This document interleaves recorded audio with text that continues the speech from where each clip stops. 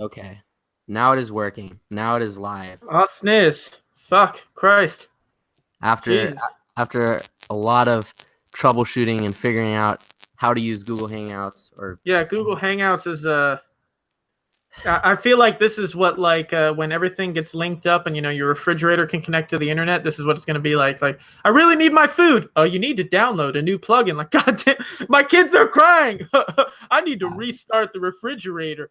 I think we just disproved my accelerationism aspect of egoism with the last few minutes. All right. So the question was, I think for a jumping off point, the question was going to be, what is egoism? And specifically, the very first part, there's Max Stirner writes so much. Oh yeah.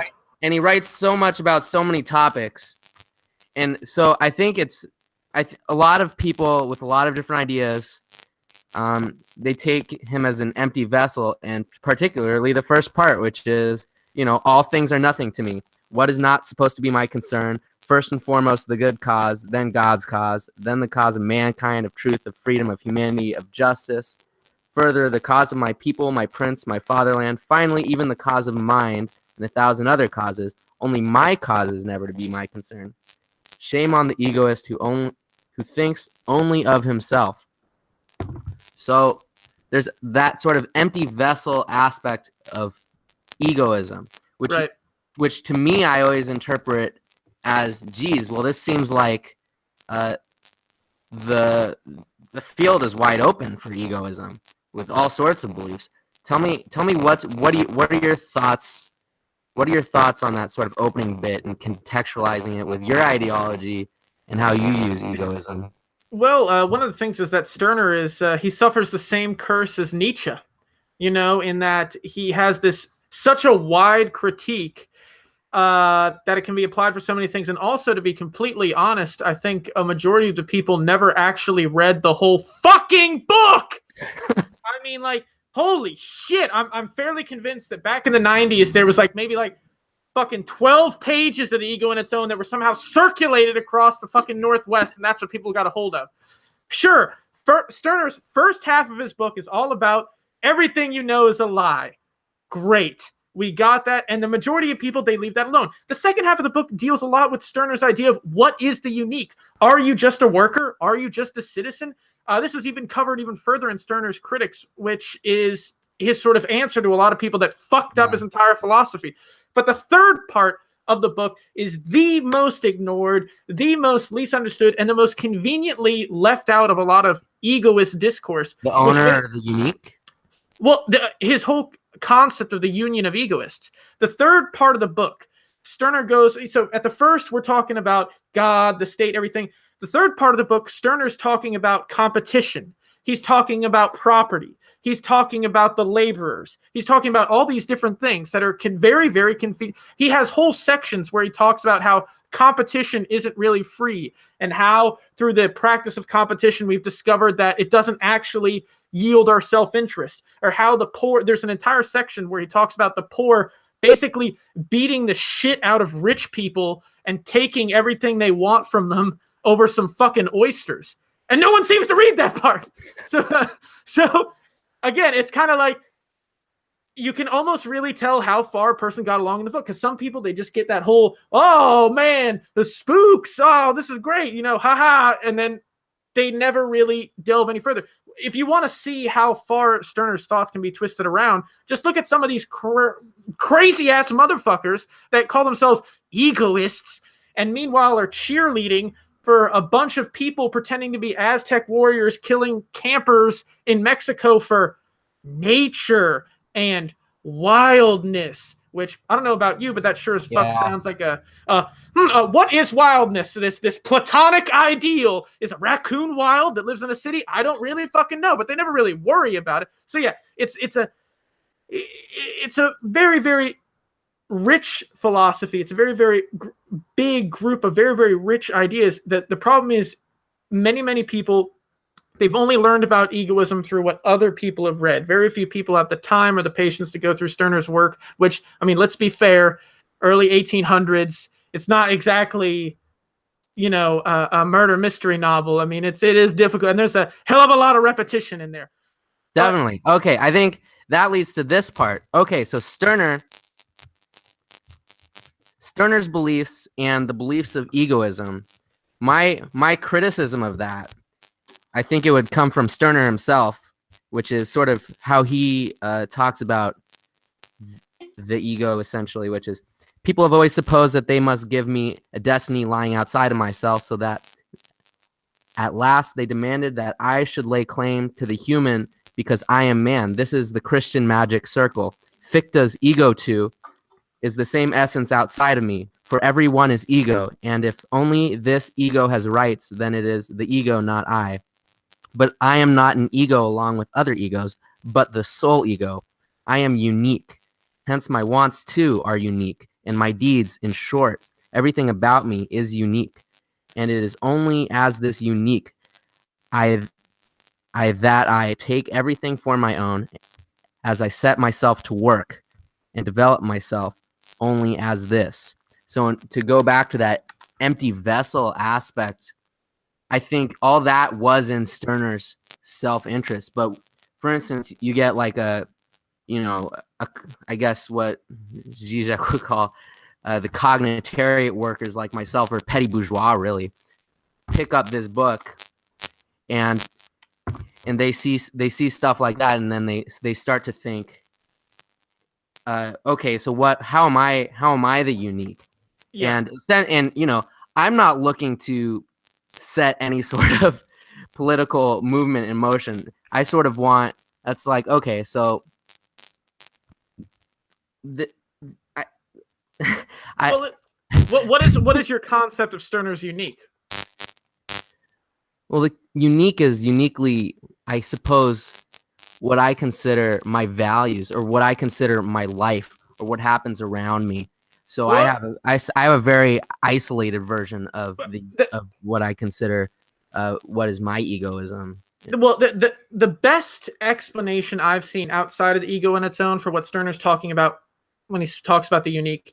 First off, his best example of the unique is not in the ego in its own. It's in Stirner's critics. And they're asking about the unique. And Stirner makes this line saying that if your name is Ludwig, right, the Ludwig that is described is not the real you. The name that is you are being referenced by does not contain your totality. So in the Gnostic tradition, for instance, the Greeks had many different words for many different types of knowledge. One word was what we might refer to as, knowledge. Like if you say you knew algebra, right? That means you know what algebra is, how it works, a various set of rules. Do you have any siblings? No, I don't. Okay, you have parents, I assume, unless you were hatched. Okay, so if you say, I know my father, that is an entirely different knowledge than I know algebra.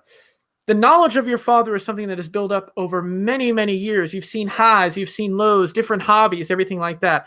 Even that doesn't fully describe your father's unique. Your father's unique is only available to him. It is not just the many years he has spent with you, the many different paths and hobbies and emotions. It is him with his wife. It is him with his friends. It is the totality of his being.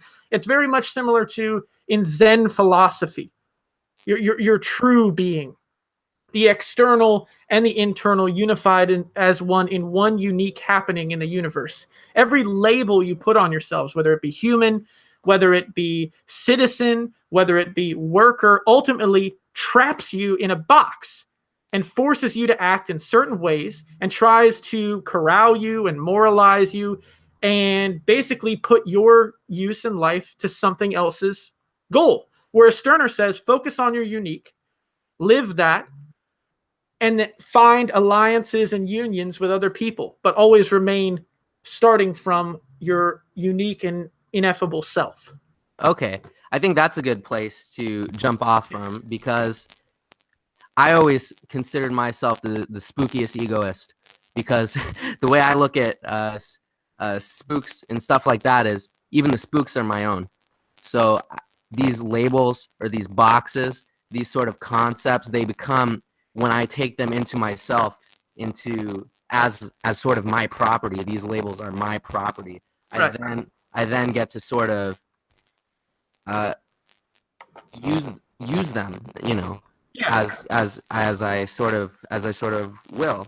So in terms of the label, say my name is Elliot, the label Elliot doesn't describe me, but I can still use that label in my interest. Absolutely. And Stirner, again, in Stirner's Critics, talks about this. In fact, let me read this bit to you real quick. Okay. He says, egoism, as Stirner uses it, that was the style talking in third person back then, is not opposed to love nor to thought.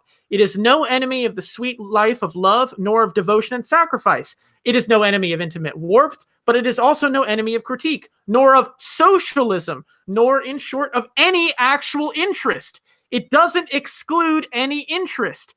It is directed against only disinterestedness and the uninteresting, not against love, but against sacred love, not against thought, but against sacred thought, not against socialists, but against sacred socialists. So what he's saying, there's a great word for this. It's a ludic, playful, something done in a playful manner. All right, what's the difference between a sacred socialist and a socialist? That would be great for me to know. Okay, so well, a sacred socialist, you know, that takes the working class not so much as a collection of individuals in a specific time and place that have been regulated to a laboring body, but a religious thing, a movement through history whose oneself must be sacrificed to. In the same way that when socialism becomes the end all of life, or you see socialism or barbarism, that's all religious convictions. It's all sacredness. When you say, God damn, you're betraying the revolution, comrade. What am I betraying? An idea? An idea that doesn't exist? I'm dealing with you and me.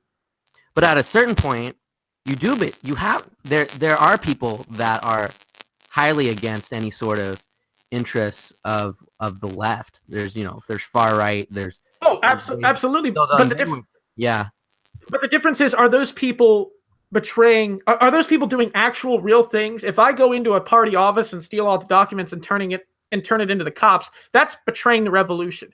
If I happen to pick up a copy of Trotsky, that's not betraying the fucking revolution.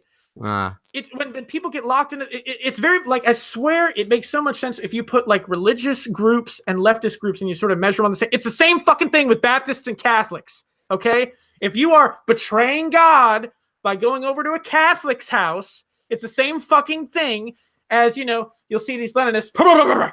You can't talk to an anarchist, comrade. What about the revolution? You'll dilute it. The revolution doesn't exist. It's an idea. We have certain armed clashes. In fact, I mean, really, if you want to analyze it, the Spanish Civil War, the Russian Revolution was in actuality a civil war between two forces and one. The American Revolution was a civil war. These are all different civil wars. It's only after one side wins that they declare that there's a new world that everyone gets to inhabit. And yet the same power structures and hierarchies exist.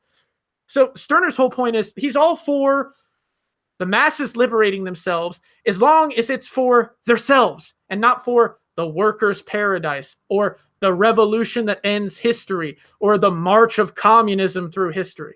Stirner doesn't believe in any of that. Okay, great. Let's get to the real spookiness.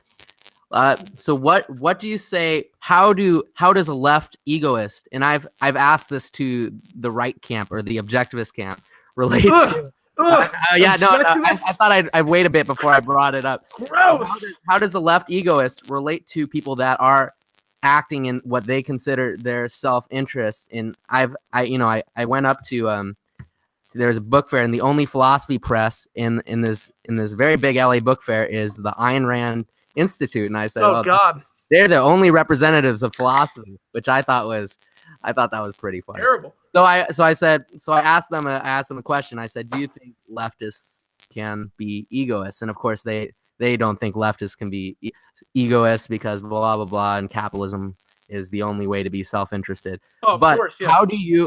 What are they egoists? In what capacity is that type? It depends. It depends. Now, if they actually own a company and are exploiting people, yeah, it's absolutely in their self-interest. But then we'd also have to question, what are they doing it for? Are they doing it to enrich themselves, or do they believe they're helping the nation? Are they working for their family? There's so many different ideals that they could be shooting for. Why do I see egoism, especially in this time period? working for the left? Because the majority of us are fucking poor. We don't own any fucking property. We don't own the resources in the country. It's not in my self-interest for my boss to have 4 fucking vacations a year. It's not in my self-interest to generate a certain amount of value and then have it ripped away from me as I go back to my cancer-ridden home.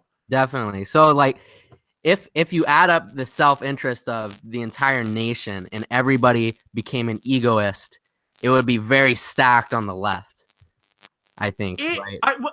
As time is right now, and it also depends on what you define as left. If we're talking about, again, Stirner's whole point of the union of egoists, his idea of the union was you make yourself count. So when I look at what Stirner's talking about, I see more similarities with the mafia, criminal gangs, stuff like that, to where it's an organization where people join with a certain goal. You're going to benefit from being part of this organization. You join the DSA, you join your average fucking revolutionary leftist organization. What the fuck are the benefits? More time out of my week. I got to hang out with these assholes. The collection plate comes around every now and then. What the fuck is in it for me? Meanwhile, if you join a criminal gang, I can at least guarantee that A, I won't get my ass kicked. B, if I need someone's ass kicked, it'll happen. C, I can have a place to hide out, safe houses, resources. And D, enough acclamation of capital to maintain my own life. But what's important to that is in all these criminal gangs, they don't just adopt you. You have to make yourself count. And that's one of the things that Stirner talks about. He's not for this illustrious imaginary commune that everyone just magically gets to be a part of, which, there are some, everybody's had those.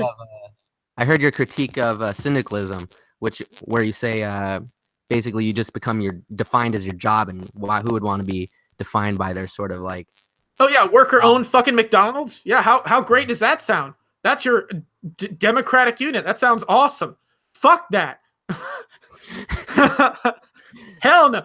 And Stirner also says one of the big things Stirner says that that the laborers should stop respecting property altogether. The minute they stop respecting property, the minute they take everything that they require, that's the revolution. If you're in a workplace that is run and the work is done by more than one person, naturally you aren't going to be able to take it for yourself. But the people that do, it's sort of like that old IWW slogan, and I like it a lot. The people who do the work should own it, period. Now, if you can work your own section of little private property and do whatever, it should be yours. I don't know necessarily that should be turned over to a commune or anything like that. But if you are involved in a prospect with other people, everyone should have a piece of the pie. Stirner wants everyone to own something, not the state, not the commune. It's like a highly illegal co-op where you're like going to get pissed if someone fucks it up. Huh.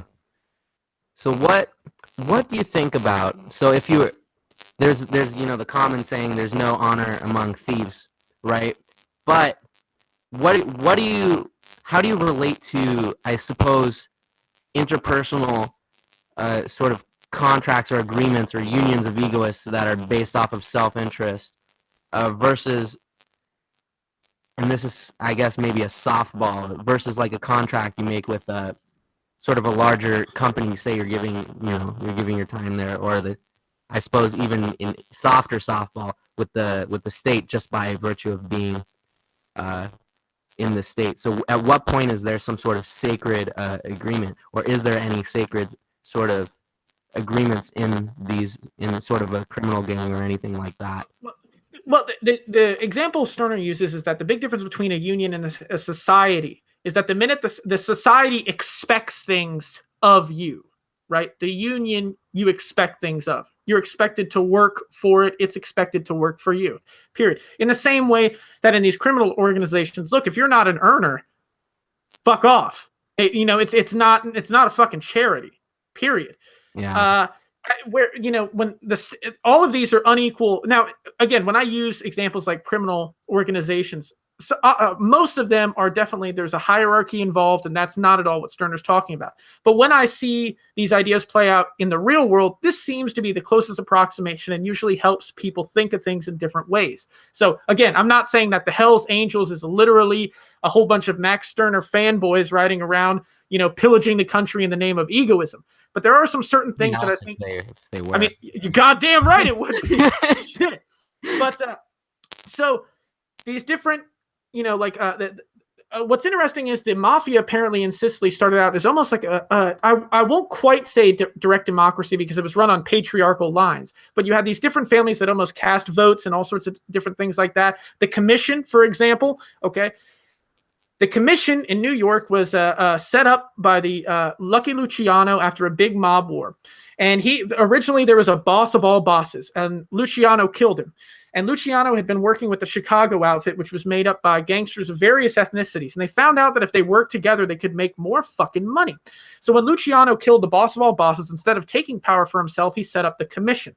It was a commission of the 5 criminal families of New York. Each would have their own territory. Each would have a share in collective decisions. However, in their own territories, they were completely autonomous. Now, when criminals from these different organizations had a problem with one another, to preserve the peace because they didn't want the cops to come down on their head, they would have what they call a sit down. Now, a sit down, you had to meet with this other person, and when a sit down was called, you had to figure out your problem. You had to. You were not leaving the table until it was done, because if you didn't figure it out, you could both be killed. Yeah. If you went back on what the sit down, if what you agreed to, you would be killed. So there was this very clear definition of like interpersonal communication that, look, we're going to have clashes, we're going to have problems. Above all, we must work them out within ourselves without drawing attention to ourselves for the police to come and bust us. I think I've written about it in several articles. And again, while not ideal, I think especially if we look at these criminal organizations, look at the Russian mafia. They survived the czars. They survived the Soviet Union. They're in power today. Look at the Italian mafia. They were in a feudal time. They were in a aristocratic, basically semi-feudal state with the King of Italy. They survived fascism. They're extremely powerful there. These networks of individuals work. They've worked all through history. Many revolutionary states have not. The Russian mafia outlived the Soviet Union. So maybe we should start taking pages out of the Russian mafia handbook. That's interesting. So my other question is, so is egoism in a union of egoists, is it almost not dependent on the society? Is the sort of government always going, or the state always going to be just sort of there, and it's almost irrelevant what the state is, because it's sort of like creating an extrajudicial state within a state? I wouldn't really call it a state within it, because one of the things that Stern talks about is that we shouldn't have to wait. The revolution is always being put off until the next day. Communism's always being put off to the next day. Everything's going to happen. Stirner says, don't wait. Stirner also, and one of the things that I find really refreshing about egoism is egoism does not look at the mass of humanity. The same motherfuckers that had those American flags on every car after 9/11 and cheered on the Iraq, oh, this is great. Those motherfuckers are not necessarily revolutionary just because they happen to sell fucking donuts. Sorry, it doesn't happen. That's a religious conception that you threw on those motherfuckers. Because I can tell you, folks, there are plenty of working class motherfuckers that I know here in the South that are absolute pieces of shit. So Stirner says we don't have to wait for those motherfuckers. Find your own comrades. Start building, start working, start liberating yourself. Because through the process of liberating yourself, you can also start liberating other people. But first, you've got to get free. I find it very similar, a great historical reference, the Maroon colonies. You had these slaves that ran away off the plantations and formed entire cultures off in the mountains of Jamaica. In the United States, they fled into Florida, that were able to build these armed resistance bands that scared the ever-living shit out of the plantation owners. So the question is, do you want to stay on the plantation and keep whispering to other slaves, or do you want to get out there, start building structures, and when the time comes, hopefully burn this motherfucker down? So let's bring this to today. Is the function of technology or any of this, is this is this illusory or what? Because people like you and me, we sort of were able to set up these, you know, systems of thought that are sort of outside traditional systems of thoughts, and get people to, you know, listen to us. Like for me in psychology, I've, you know, it can create an environment where 40,000 people can sort of interact in a way that, you know, is more, I think, more conducive to them, to the unique of each person, for a traditionally sort of a judicial profession. Quite frankly, psychology is a, you know, it becomes a judicial profession. And then you have your, you know, you have your network of journalism and anarchy and egoism. What? Raving wizards and witches. Yeah. I'm a little jealous. It's pretty cool. I mean, psychology is cool, but that's like super cool. Anyway. You do know Jung became like a full-blown wizard, right? Like at the end, he went full wizard. What? Say that one more time. Jung. Yeah. Oh, Jung. Yeah. He went full wizard toward the end. He went full fucking wizard. I mean, so there's a precedent. Yeah, he went full synchronicity, and then. Oh yeah, dive straight into that shit. Yeah, like it was cocaine. So, what do we make of these things? What do we make of these, like, sort of these crazy, like, not non-tangentially existent unions of sort of thought? How are these liberating? Are these liberating? Are these just a pawn of like corporations, or are these in any way sort of a mechanism of liberation, or what? The short answer is no. No, they are not liberating. They are certainly a wonderful distraction, and they help us get through the day, and they can generate good ideas. However, this is one of the things that Stirner talks about, and it's almost like a critique of nihilism. Well, he's talking specifically about atheists debating Christians in Germany. And he's talking about how their sort of non-dogma is seen as liberatory when really it's just another thought pattern. You know, you're spending all your time in the world of thoughts instead of down in the concrete. Stirner has this great line: I'd rather have a fistful of might, you know, than an ounce of right. You know, at the end of the day, we can have, you know, the left, all these are, we've been talking forever. Okay. Yeah. While we can bring new we can bring new interpretations to these works, and especially with Stirner, one of the things that does make me want to talk about it is because the discourse on Stirner has been so shitty. Sorry about that, by the way. Oh no, not you. I mean, like, if you ever take a tour through the comment section of Anarchist News, holy fuck! I mean, it's like Gen X threw up all over a Tool T-shirt and then molded it into like a political philosophy. Oh, no. It's incredible. But so it's so shitty, I have to say something. But also, you know, but if we don't build these networks, if we're not actually building these structures, it doesn't mean anything. It'll never mean anything, because there's a very big thing in Zen that talks about, you know, your thoughts are just going to, and Taoism as well. When you see books about Taoism or books about Zen, they tell you like, well, I mean, this is food for your head, but it's not food for your soul. It's fun to read, but it will never lead you down the path of liberation. You can read as many books as you want about Taoism. You will never, ever, ever understand it until you start practicing it. Same thing with Zen. Until you start meditating, everything else is just dust in the wind. You will never grasp what Zen is. You will never experience Zen. You will be a finger pointing to the moon forever. So we have to start building these structures. And increasingly, that the whole idea of whether we're going to keep debating ideas or building structures is becoming out of our hands. The world is falling apart. The United States social safety net is in tatters. The cancer rates climb every fucking year. Our food is poisoned. The ocean levels will rise. We are watching our friends and family mowed down by police officers. What the fuck are people waiting for? Comets raining down from the sky? Jesus riding a big-dicked dinosaur to fly over Crimea and take a shit all over everything? I mean, like, what the fuck are we waiting for to realize, like, hey, guys, we're kind of fucked? My biggest thing, go watch the movie Elysium. That is a fucking documentary. I mean, we will be living in the most depleted, bombed out hellscape of squalor as the rich blow off into space and start living on off-world colonies, spitting on us from a distance. If you want to survive, and so at this point for me, it's not even a question of politics. Look, if you want to fucking live, because I know so many people that are either watching this, will watch this, and probably you, but probably don't have health care. Your housing is probably a little, it might be safe now, but you certainly don't own shit. You don't own your own house. You don't own any fucking land. Yeah. So what the fuck do you think is going to happen as the economy continues to take a shit? As the power. I like what you said about, a handful, in terms of like a handful of right versus a handful of might, or Stirner sort of, right now we have trucks and trucks and trucks of right. It's like, oh, we're right. And then we got no might. And not a piss puff of might. Not a goddamn thing. Not a crumb of might, really.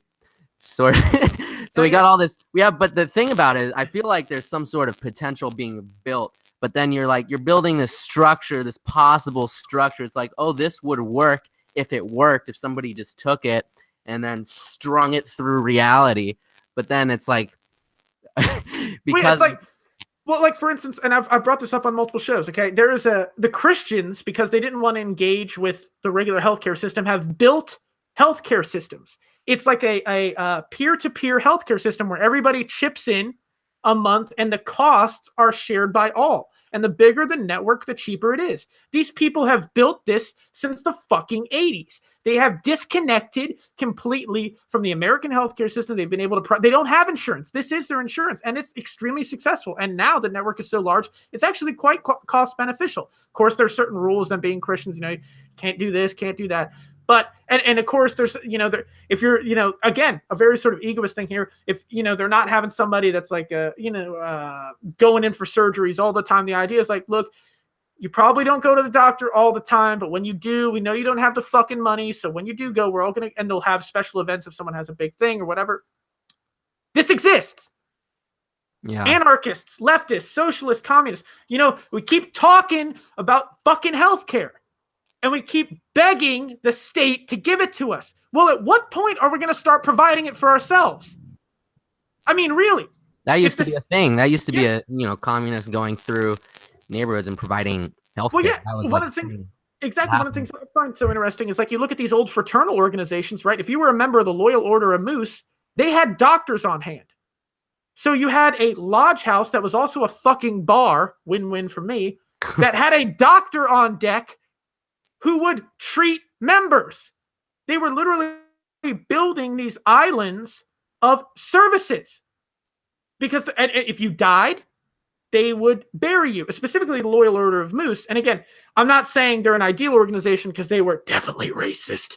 But their whole thing was they built a orphanage, so that if a loyal member of the Moose member died, their kids would be taken to this orphanage where they would go to school, they would get a trade school, they would go to college. Then the Loyal Order of Moose built an old folks home.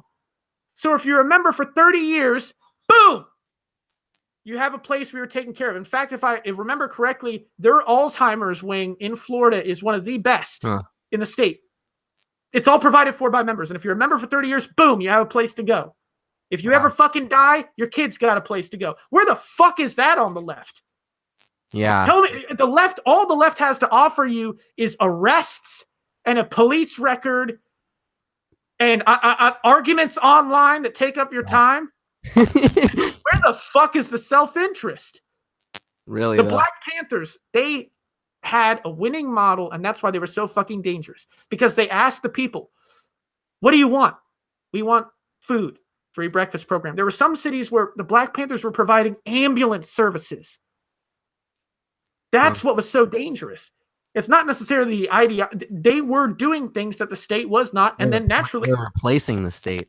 Absolutely, and the state cannot stand competition.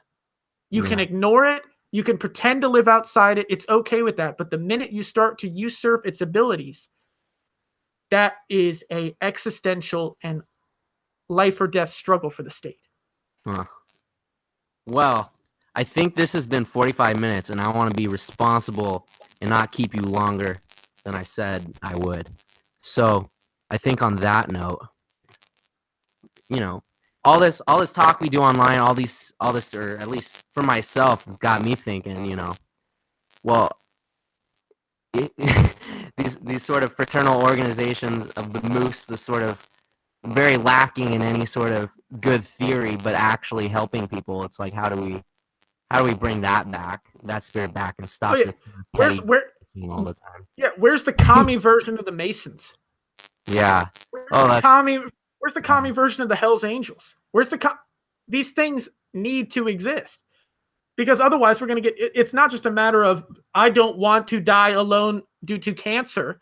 It is also, oh, by the way, I live in a country with a gigantic many right-wing organizations that are former military people that are trained to kill me. And oh, by the way, what was it? 3% of the American population owns 90% of the guns. How many motherfuckers of those do you think study Marx? Yeah. I mean, they fantasize about killing leftists. That's the thing I find so funny about these people that get online and they think they're organizing and resisting. My God. Remember, folks, that during Katrina, when all the power was down and the state left, white mobs were going through killing people. This is documented. In fact, there were groups of revolutionaries from Texas that came over there to protect some black communities because these right-wing lynch mobs were just going through killing people. And all the deaths were written off as hurricane related. Wow. I mean, look, you tell me if something like what happened in Puerto Rico were to happen in Mississippi, you don't think some crazy shit is going to pop off? Where are the leftist organizations for that? Yeah. Where's the that really fucked me up, honestly, when I saw the death toll and how little somebody, like, it's like, where is everybody? And it was like a brief bulletin, and then there was the bulletin about how brief the bulletin was, but then there was nothing.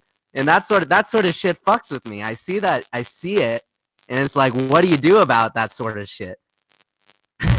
You got feet on the ground. That's a perfect example of theory fucking being worth nothing. Yeah, absolutely. Yeah. Where's the fucking left for Puerto Rico? I mean, and you know who's pouring into Puerto Rico right now? Libertarians and caps. The way they see it, they're buying up everything super fucking cheap. They're privatizing the whole fucking island. In a couple of years, it's going to be an Ayn Rand fucking theme park over there. And meanwhile, the left is let me see. Let me consult my calendar here. Oh yeah, doing absolutely fucking nothing. All right, so on that note, put your fucking feet on the ground, people. I'm gonna start. God knows what Bones is. Well, yeah, you got to, otherwise you're gonna die. I mean, like it's pretty simple. All right, good doctor. It was good talking with you. Absolutely. Yeah. This will be a fun thing to do. Absolutely. I guess I'll see you in a month, my friend. That sounds like a plan, comrade. All right. So long. I'm not. You know, it's so weird to hear someone call me comrade because I'm such a fucking like pessimist and like anti. Like I sort of intrinsically reject assimilation, but I'm gonna, you know, even trying to call somebody comrade, it's like, all right, comrade. You said it. I almost thought you were fucking with me when you typed it because I was just like, I heard it and I was like, it just. But I'm gonna try. There you go. Join my union of egoists. Fuck yeah. We will raid the wastelands. Comrade, I'll see you in a month. Sounds like a plan. Good talking with you. Absolutely. Yeah.